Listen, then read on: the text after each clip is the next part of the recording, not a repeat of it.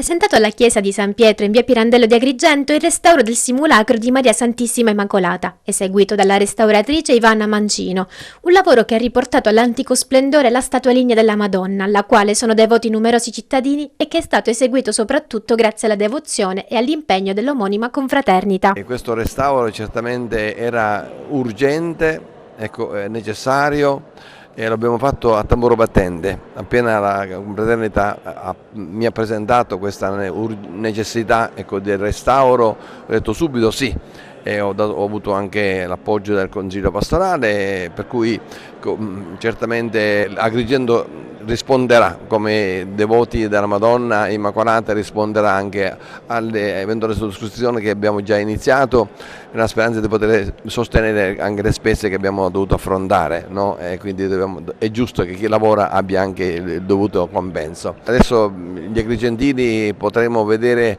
la grande maestosità, no? Di questa statua, e questo mi porta anche a tenere presente e invito la comunità. Venerdì iniziamo la novena.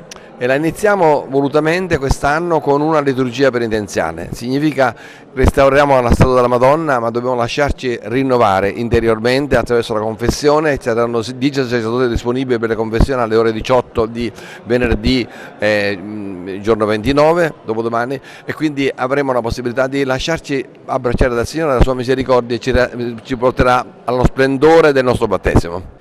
Il restauro ha portato in luce non solo le bellezze dell'Immacolata, che erano state purtroppo nel corso del tempo trasfigurate, ma ha portato anche in evidenza momenti particolari della storia collegate alla statua dell'Immacolata. Quest'anno la festa dell'Immacolata sarà arricchita non solo dalla statua restaurata, quindi il simulacro che attraverserà le vie della città anche come sinonimo di rinnovamento e di restauro proprio nella nostra vita attraverso il passaggio di Maria, ma anche attraverso l'ingresso di l'Immacolata nella cattedrale dopo 9 anni. Sarà un momento storico, sarà molto importante ed emozionante, perché la madre delle madri, che è Maria Immacolata, entra in quello che è il grembo di una chiesa che è madre e che genera i suoi figli. Durante la presentazione è stata raccontata la storia della devozione dell'Immacolata in Sicilia ed Agrigento, confermando il collegamento che vi possa essere tra arte e fede e quanto la conservazione della memoria storica sia importante per una comunità di fedeli e devoti.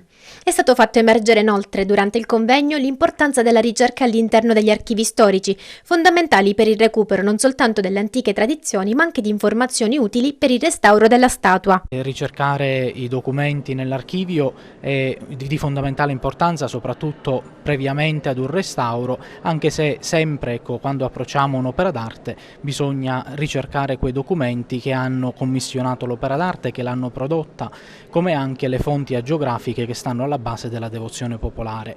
In questo caso tanti documenti ormai erano introvabili e il restauro ha dato un apporto alla storia della statua e della devozione mariana ad Agrigento. Porta alla luce la devozione che il popolo agrigentino ha nutrito e continua a nutrire verso l'Immacolata Concezione.